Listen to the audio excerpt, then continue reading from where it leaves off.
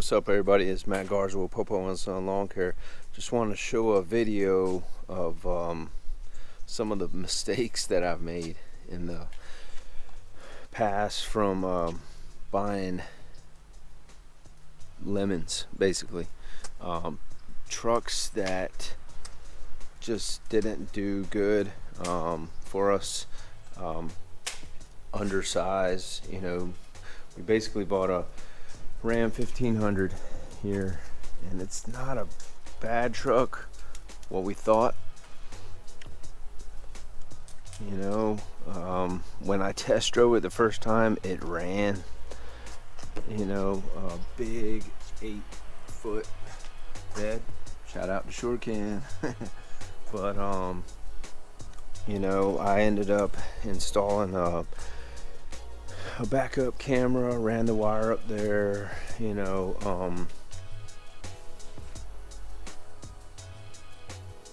what else did I have? The brake controller, put the brake controller in. But man, overall it's a good work truck. I put these extended mirrors out here. I don't really like them too much. They're pretty cheap and they vibrate pretty bad when you're going down the road like that. So we bought this truck for $4,600 on the side of the road. Went and talked to a guy. He was kind of sketchy, and I should have known. I should have looked it up a little bit longer. I should have took my time. Why was this truck so cheap? And we needed a truck fast. And it was that's what got us. Is like we were in a pinch. We needed to get a truck now, and I've learned from that, like, I just have to calm down, shop around. I don't have to get anything right now. You make yourself feel those feelings. It's not true. It's just mind over matter. So this is just, like I said, a basic work truck. It has 79, almost 80,000 miles on it. It's an 06, like I said, Dodge. It's got, everything can be cleaned easily. It does have a messed up seat right here. This buckle thing gets you right on the side. But, it's got the open 4 doors, nice and easy. So we had the ladder racks on here. I had toolboxes on here. Okay, so those are the things that I did to it. Okay, so since we bought it, found out there was a leak in like this strut area in here, so we had to get new strut. And then all of a sudden I was going down the road, no lie, and I'm driving and then just starts shaking, like what in the world?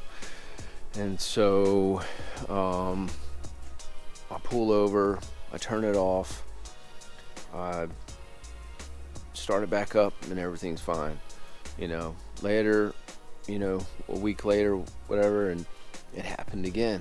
Like, dang, man. And so ended up taking it to my mechanic. He was saying it was potentially a transmission issue. So we took it to the transmission guy. He did I forget what it's called.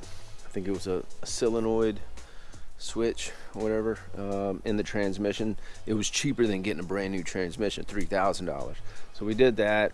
It seemed to work for a little bit. A month or two passed, letting my landscape crew drive it around, and then all of a sudden we put a load on it and it didn't want to go. So we'd be at a stoplight and all of a sudden you press the gas all the way to the metal and it wouldn't go. It would just rev up, but it wouldn't move. Like, what in the world? And anyway, so we parked it for a while, took it to my mechanic, just back and forth. Ended up getting the AC fixed before this. What else? Seems like we put a lot of money into it. The brakes went out one day, and so had to get some new a new line in the back. Yeah,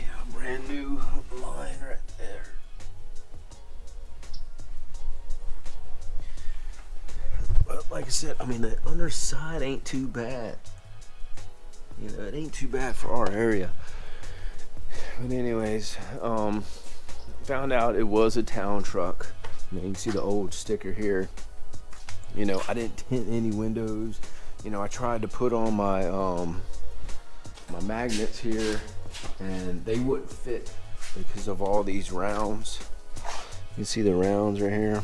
It just wouldn't go right here.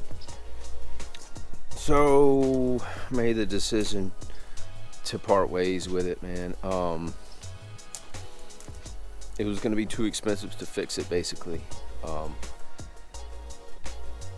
So we're going to lose on this one.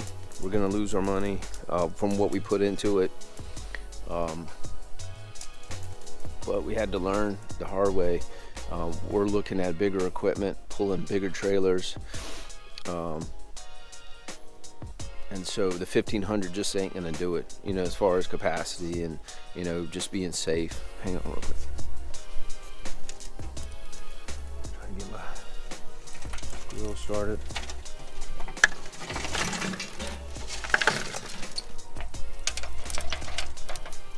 Gonna cook some ribs. Cool. Anyways, I like my smoker. Hey.